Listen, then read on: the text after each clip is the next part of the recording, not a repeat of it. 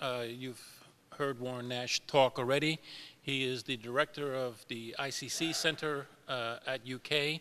We are part of his territory.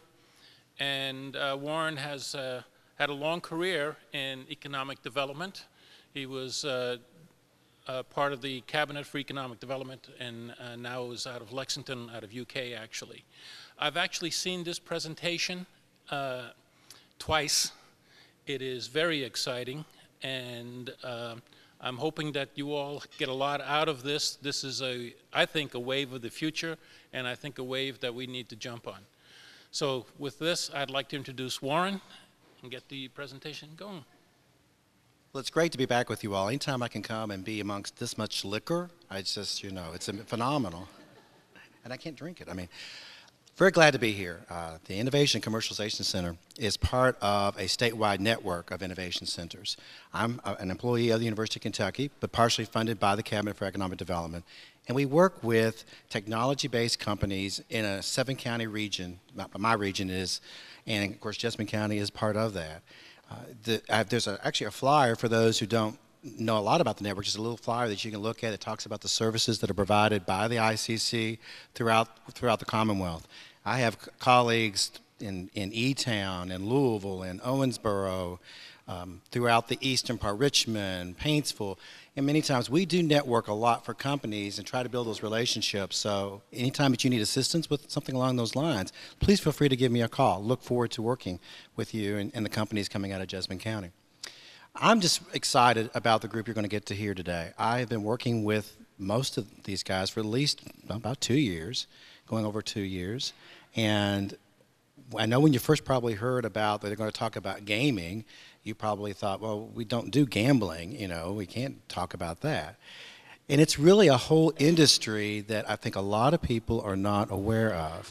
They don't even see it as an industry. They see it as something that their teenage son or teenage daughter play. It's a nuisance to them. They don't understand what's behind this. And it's a huge industry. You're going to get to see about that and hear about that because our group's going to talk about the market, talk about the industry, talk about some of the challenges that they go through.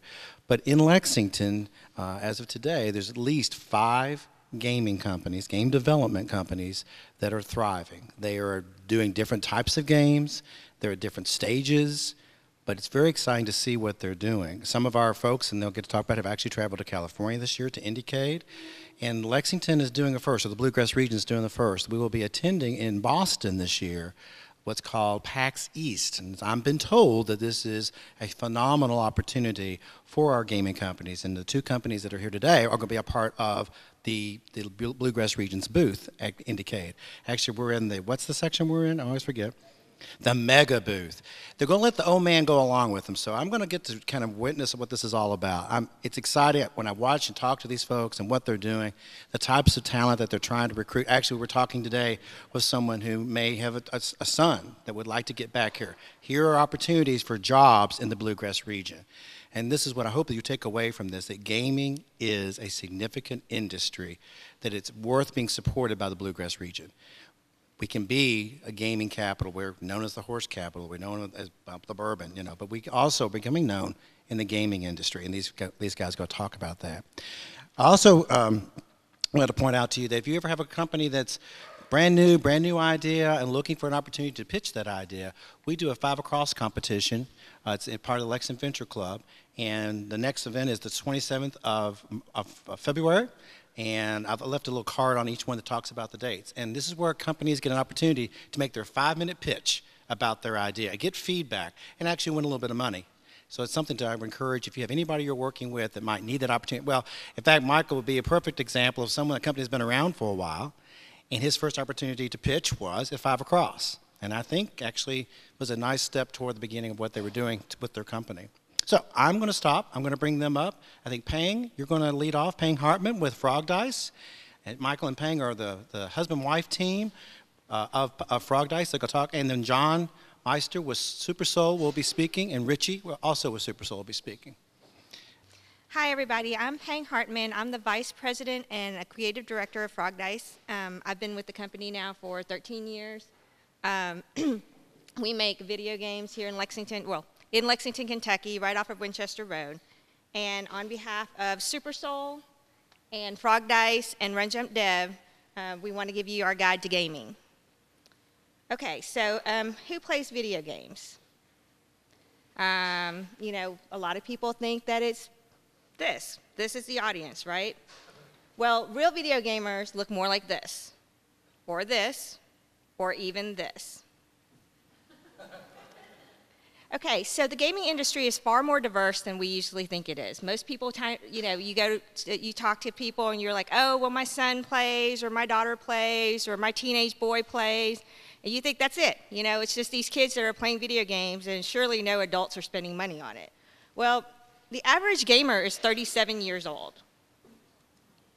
29% of all gamers are over the age of 50. And women account for 42% of the gaming market. And this is huge because by the end of this year, they expect that women are going to be over 50% of the online gaming market. And that includes things like Farmville. And see, people don't really think that they're playing games when they're playing Farmville. Or even if you take 20 seconds and you're like slinging a little bird across the screen, that's a game. That's a video game. And you'll find yourself doing it more often than you actually think you are, especially when you're waiting on something, picking up kids, dropping off kids, waiting on your wife, waiting on your husband. You know, we just pull out our phones and we're like, oh, what can we do? Well, here's this little game that's preloaded on our phone. And then, you know, next thing you know, you're playing. Now, the women demographic is extremely important also because women spend 3 times as much on virtual goods.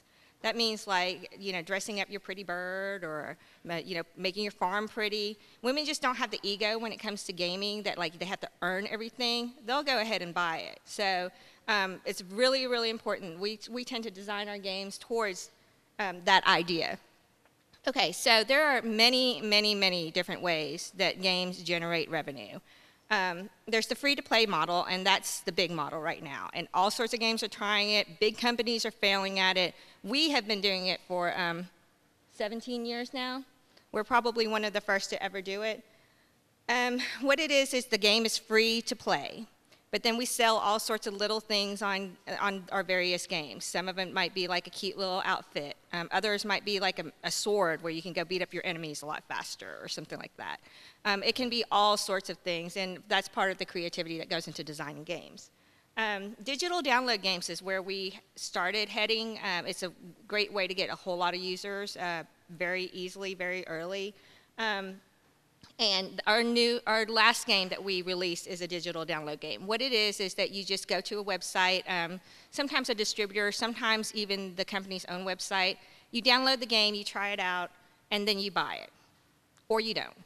And then retail purchase, you know, go to Walmart or Best Buy or whatever. That's been around for a very long time.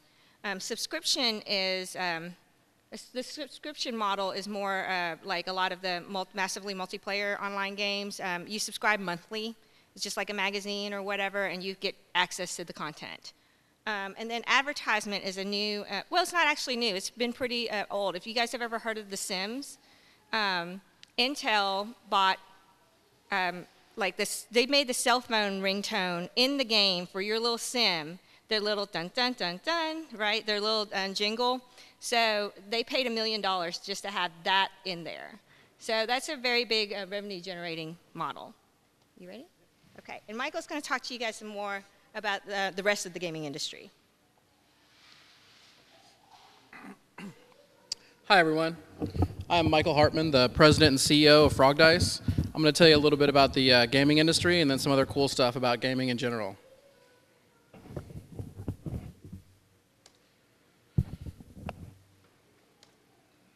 The global and U.S. gaming industries are huge and growing rapidly. The global industry is about $70 to $78 billion last year. In the U.S., it's almost $30 billion. It is more than double the size of the movie industry, and it's bigger than the movie and music industries combined. So that's just an idea of the huge scope. And at that rate of growth, you can certainly see how in the next 20 to 30 years, gaming will be the dominant cultural impact, bigger than movies, TV, all those things.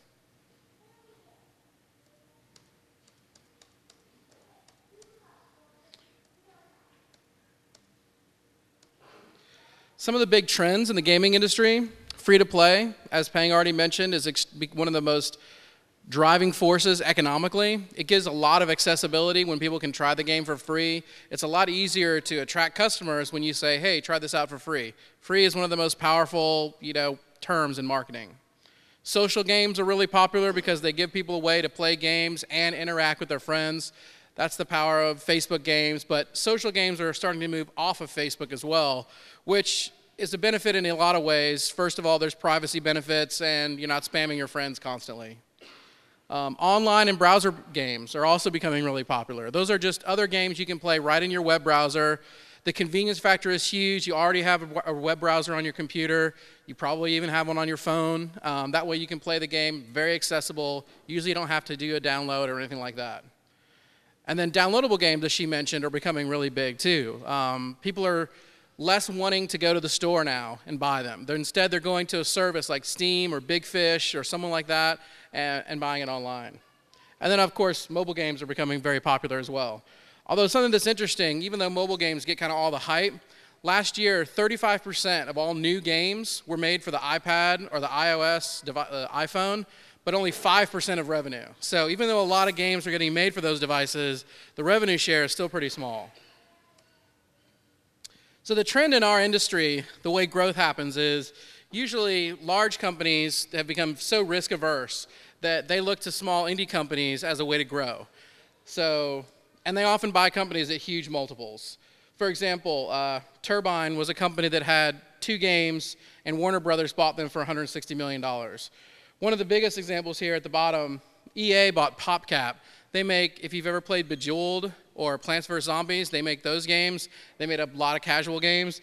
EA bought them last year for $1 billion. The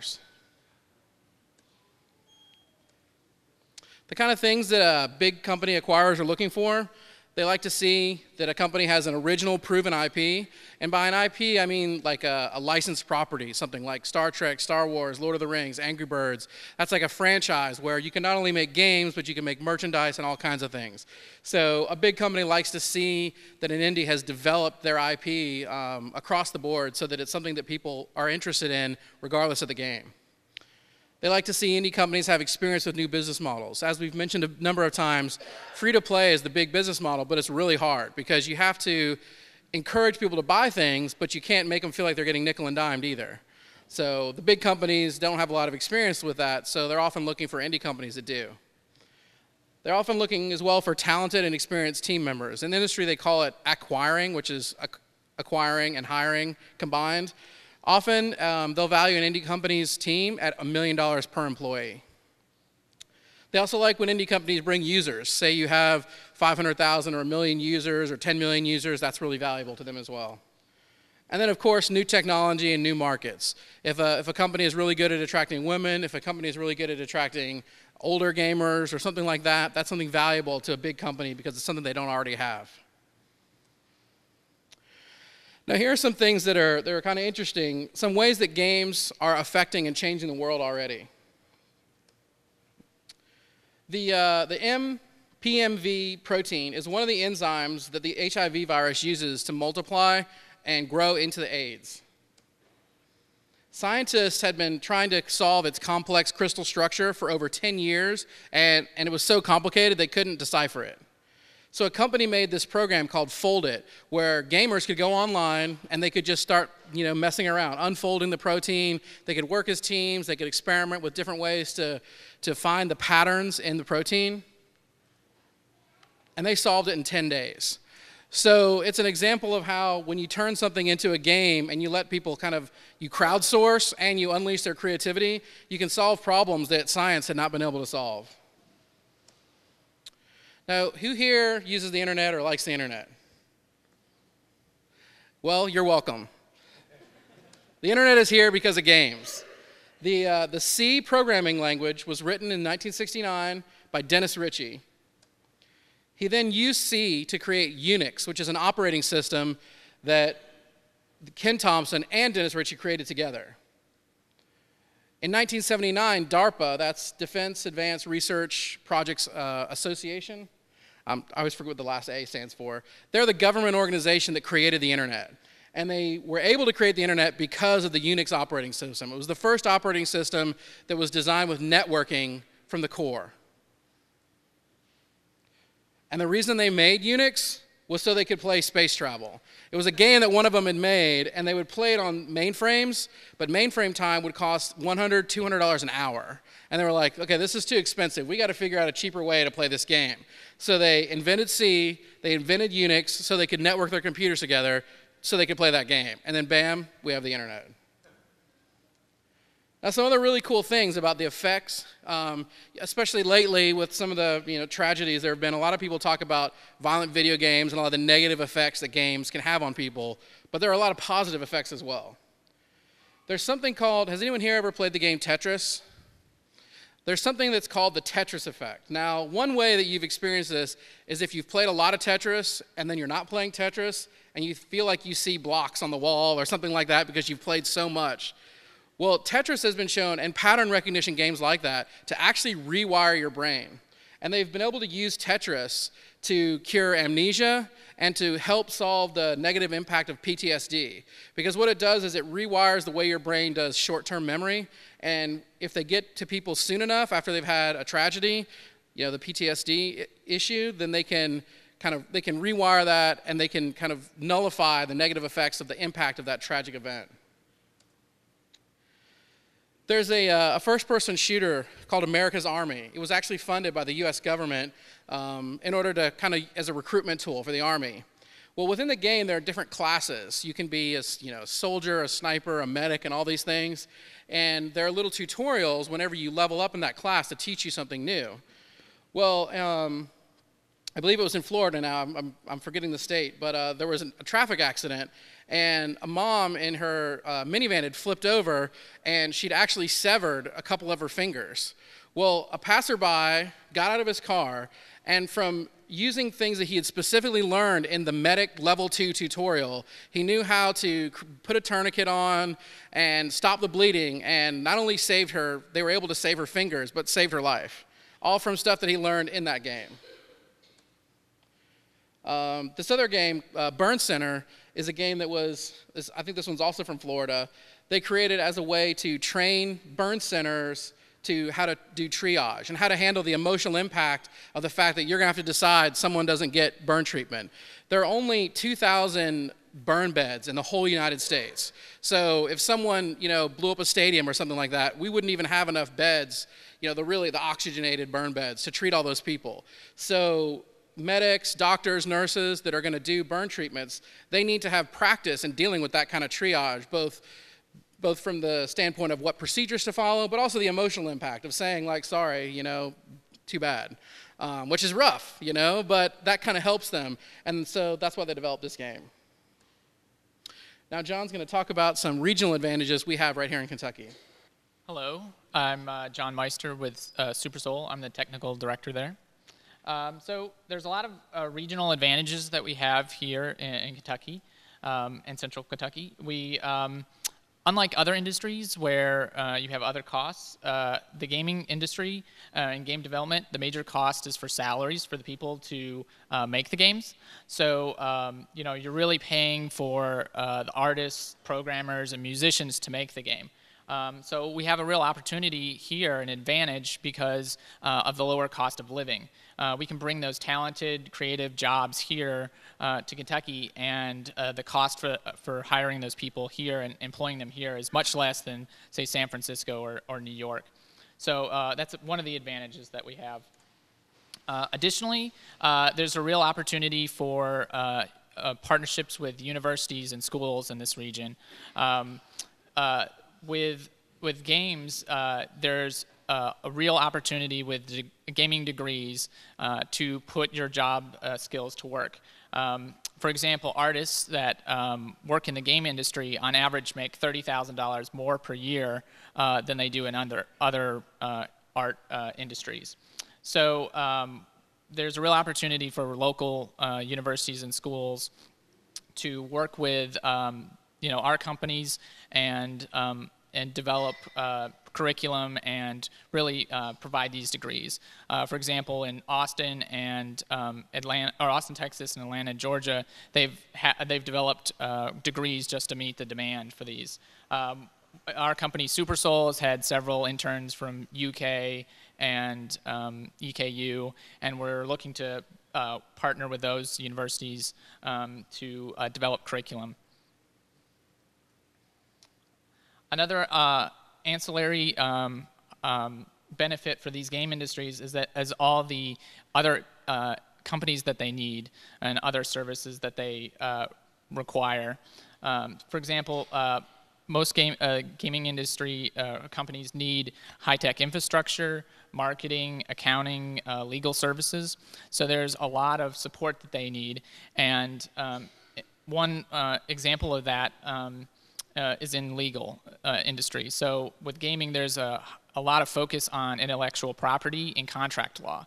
So there's a lot of demand for our companies to have services in entertainment law that really take advantage of that. So there's a great opportunity to develop these businesses that support the specialized needs that game companies need. And finally, there's also a cultural and art impact with game community. One example that we've already kind of talked about was with tourism. So PAX East show that we talked about in Boston, they have 70,000 people that attend that show every year, and it has an economic impact of $19 million every year. And so it's a huge impact in the Boston area, and they've really changed, it impacts the culture and community there. And so the art and cultural community here has a real impact in attracting and retaining these developers because game developers look for other art forms to inspire them to make games. And so Central Kentucky can have a real opportunity to inspire and attract these game developers. So part of our community involves Run Jump Dev. Run Jump Dev is an association of companies, game hobbyists, and students that are working to promote and develop the game community here in Kentucky. We've have about 50 members, and we talked about several companies that are involved with this initiative and really pooling resources and promoting things. And so if you're interested, you can go to runjumpdev.com and kind of find out about all the events that we do. We have weekly meetings, monthly meetings. We have we've got industry speakers that come in and talk.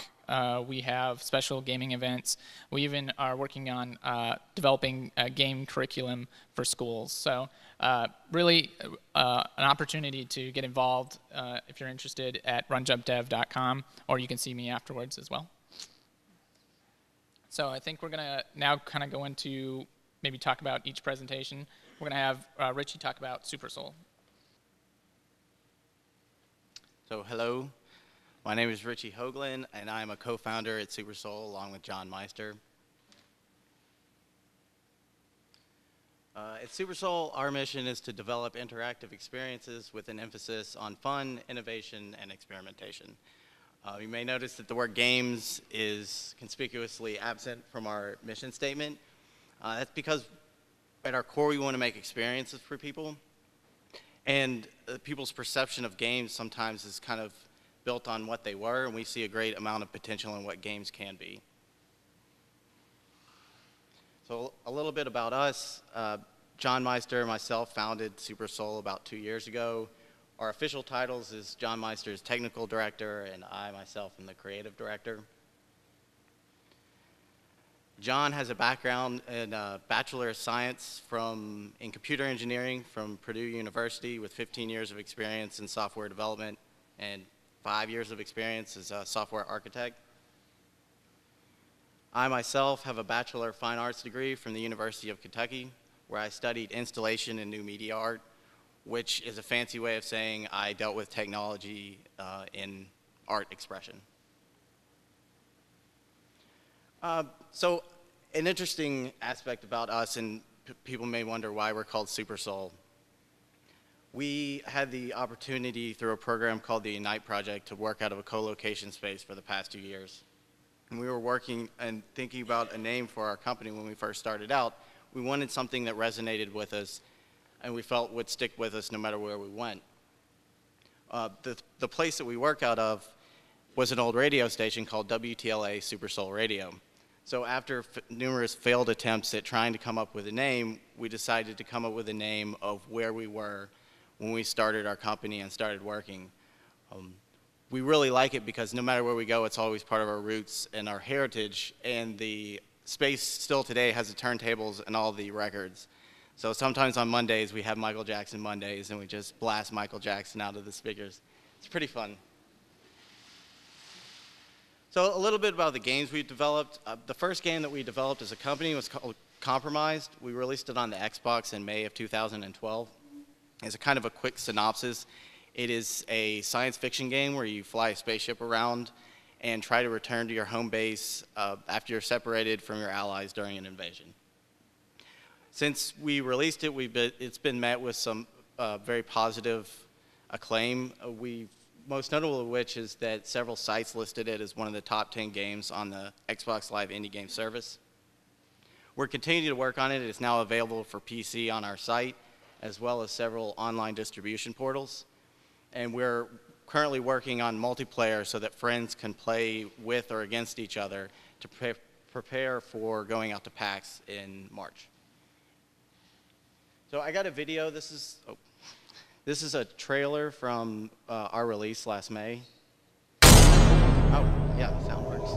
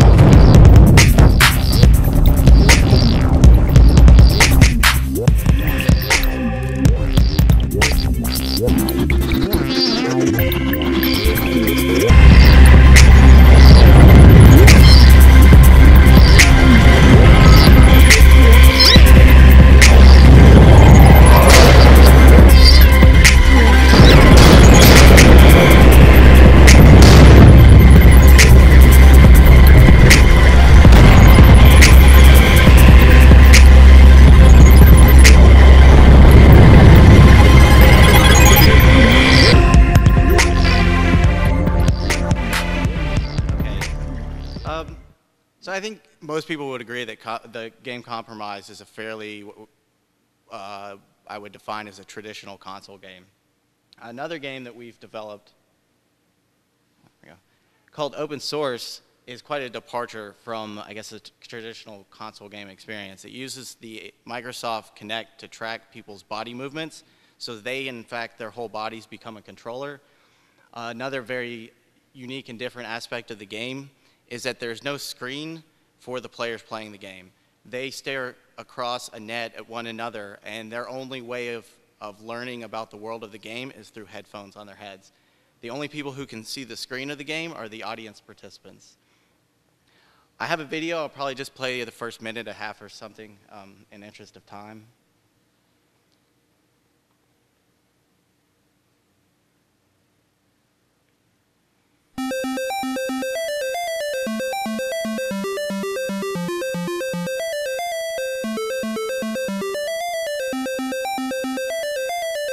Wait, who started? You did.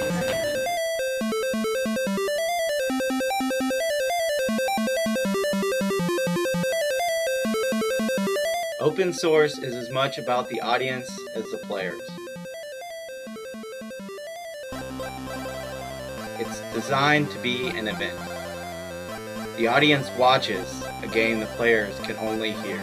There's them in their own world, sort of playing. Kind of almost like isolated. Yeah, they're almost isolated, and so yeah, you can be kind of isolated and just you kind of interact with each other and taunt each other and stuff across the net. That's why we kept the net. When we're playing, are you watching it on here? Yeah, up there. Yeah, there it shows. And then everybody else in the audience has a different experience because they can see what's going on, and see how close they were. And it looks like the old-fashioned Pong game. Yeah, so we made the little lines, you know, and then big, big graphics. And here, you know, from one side or the other, yeah, you know, get the louder to keep this routine. Okay? Yeah, I know. So you gotta use your body.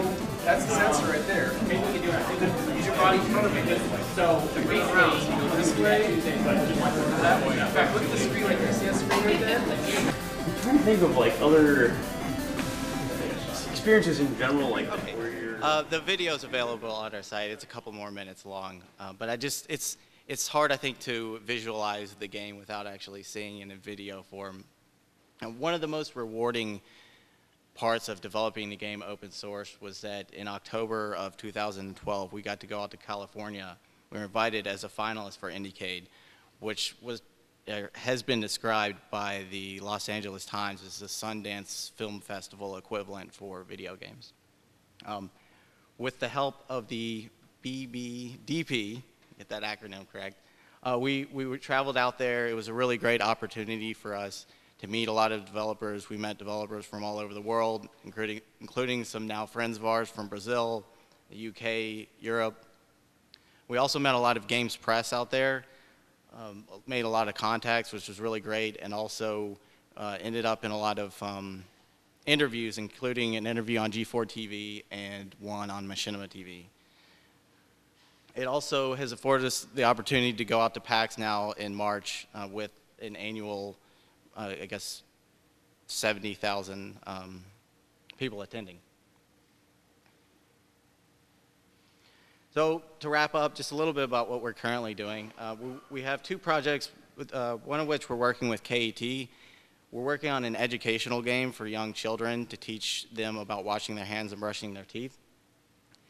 It's exciting for us because we're working on the mobile phone, iPhone and iPad devices. It gives us experience in working on the mobile market. It's also interesting developing games for a very young and different demographic than we're used to. So we're targeting children between the ages of 3 and 5, which is, I think, a far cry from, for example, the target demographic for Compromised, which would probably be teen to 20-year-old males. The other project we're working on, and that's just a concept image of the game, so we're early on in development of that one. This is a screenshot for another game we're working on, which is our first game that we're entering into 3D. So this is a game that's a fully immersive 3D environment where you walk around, you navigate through a courthouse, you open drawers, sift through records to learn the story of the small town. We're working with the University of Kentucky on this one, and the intent is to educate teenagers in rural communities about the dangers of ATV safety. But everybody involved really wants a really strong narrative experience because research has shown that just focusing on the accident itself is not actually as effective as focusing on the aftermath of the accident as well as the accident itself and the ramifications of accidents for the community socially, emotionally, and economically. So that's another great experience for us, and it'll be an interesting thing. It's quite driven by narrative. You spend the game in a courthouse late at night basically piecing together the story of a rural community to learn about what happened, and through that learn about what can happen to a town when disasters strike. So that's all I have. Thank you for your time. If you'd like to know more about us, you can find our site at www.supersoul.co, or you can find us on facebook.com/supersoulstudio, or follow us on Twitter at supersoulstudio. Thank you.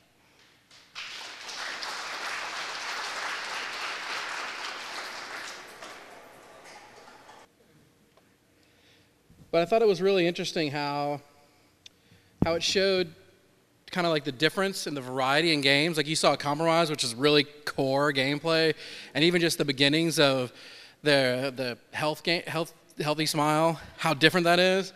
So I'm going to show you, this is a demo video of our free-to-play web game, and you'll see like how incredibly different it is from Compromised, and we even make games that are very different.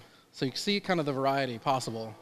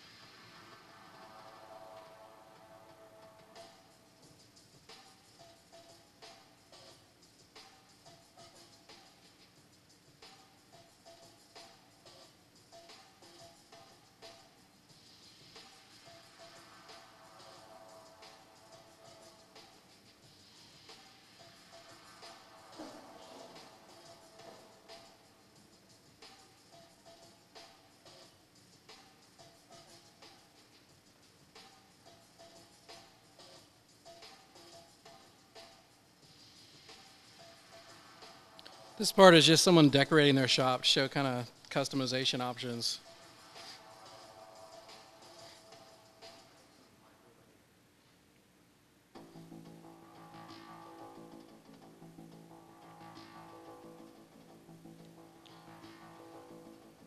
So as you can see, that couldn't be more different than a core game, and yet we like a lot of the same types of games, and there's a lot of variety in the gaming industry.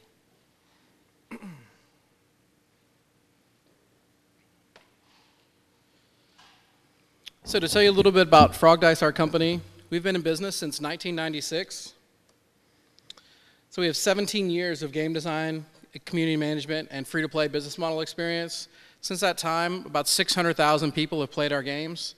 We currently have 4 published games. Our brand is really well known in the gaming industry, Frogdice, Threshold, and our Primordiax IP. And we have a really talented team of programmers and artists with decades of game development experience. The impact of Frogdice and gaming in general on Kentucky, something we think is important is gaming companies here promote growth and making Kentucky a gaming hub. Those numbers there are about Texas. Texas has a really big gaming hub, and the impact of gaming in Texas is 13,600 jobs, 4,500 at the professional level. That's 100,000 or higher salaries. And something that's really interesting is even in the depths of the recession in 2009 and 2010, they added 1,700 jobs to the gaming industry. So it's a really good engine for growth. Game companies attract talent to Kentucky, programmers, artists, engineers, and keeps talent in Kentucky. We have an internship program at Frogdice called the Polywogs. We've had probably a total of about 40 or 50 people go through that program in the last year, and we've even hired a full-time employee through that program who graduated from UK in May. We're currently, even though our company is 17 years old, we've really only been expanding for the last 2, and we're currently in the process of raising funds. We have the Bluegrass Angels are already on board, Commonwealth Seed Capital, and a number of individuals, and we should be closing our Series A investment round in March. The reason we're raising money is to make more games, bigger games, make them faster, and to capitalize on the fact that the industry right now, as I mentioned, is really working in this way where the big companies are looking for small companies to find new ideas. Some competitive advantages that Frogdice enjoys. In the free-to-play industry, like I said, the hardest thing is figuring out how to get people to want to pay for things. The industry average monetization rate is about 1%, which means 1% of your customers actually buy anything. In our games, our monetization rate is 77%.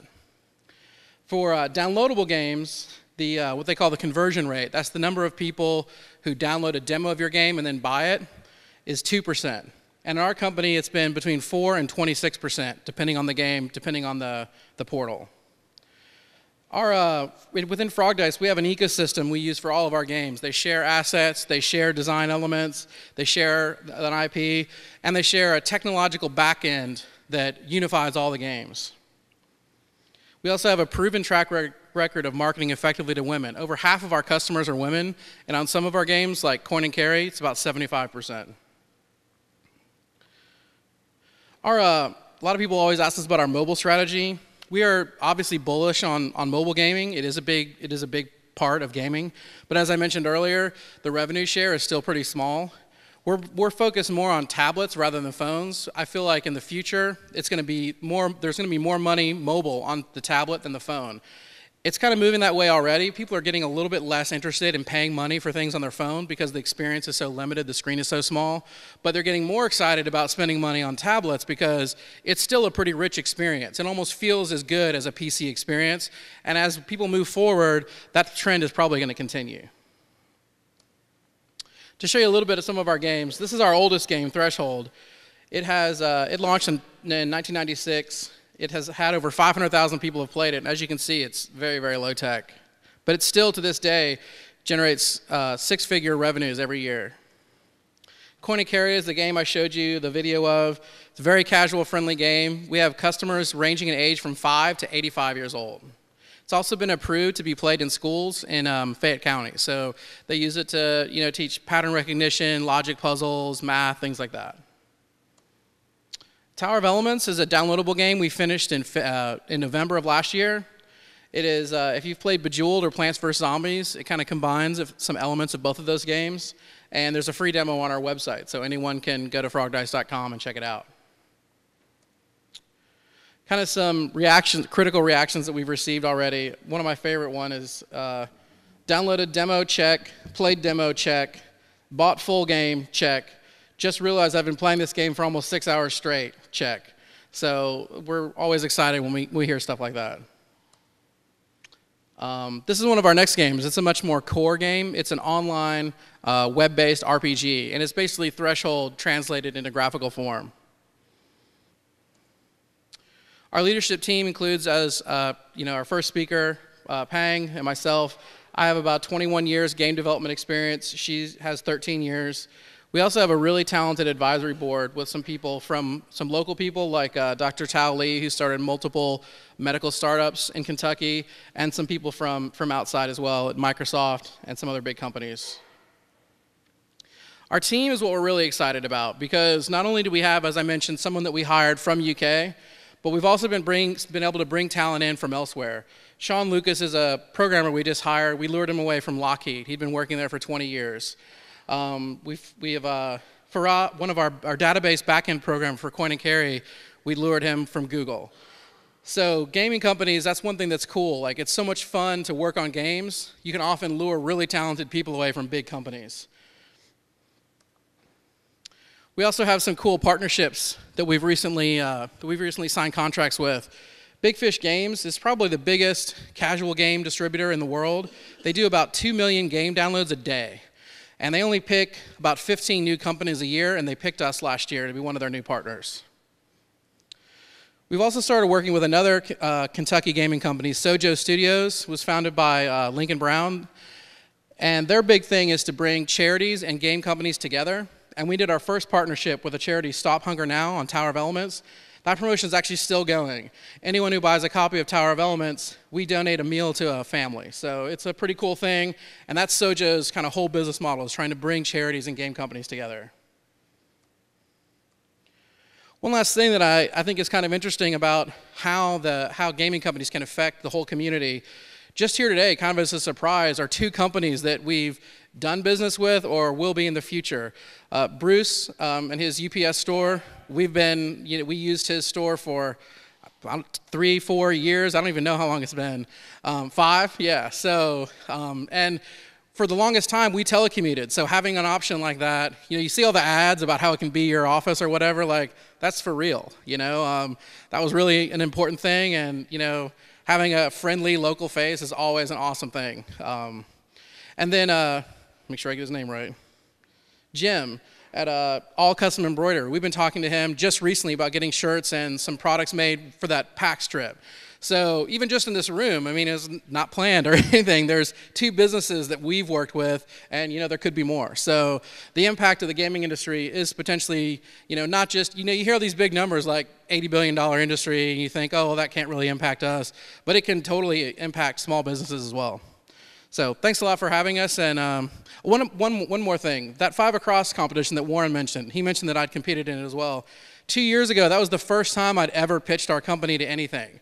So if anyone knows, has an idea for a company or something, or knows someone, it's a really awesome thing. You get a lot of experience. They have coaches that kind of help you, and you can win $500, which never hurts. But yeah, that's really where the expansion stage of our company really began, with Warren's help and 5 Across. So I definitely encourage people to check it out.